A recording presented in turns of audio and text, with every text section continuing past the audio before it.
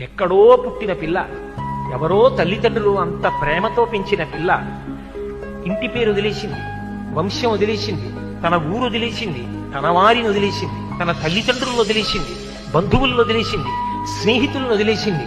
ముక్కు ముఖం తెలియని నా కొడుకు చిటికిన వేలు పట్టుకుని నా ఇంటికి వచ్చింది. తాను మరణ సదృశమైన వేదన పొంది ప్రసవాన్ని పొందింది. నేను తాతనయ్యానని తాను పొంగిపోతాను. నా వంశాన్ని నిలబెట్టింది.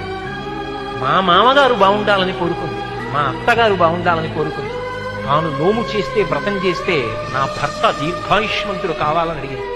నిద్ర లేచి మంగళసూత్రం కళ్ళకద్దుకుంటే మా ఆయన బాగుండాలని కోరుకుంది. నా కొరకు ఆమె ఏం అడగల. తన అత్తవారి కొరకు, పుట్టింటి కొరకు.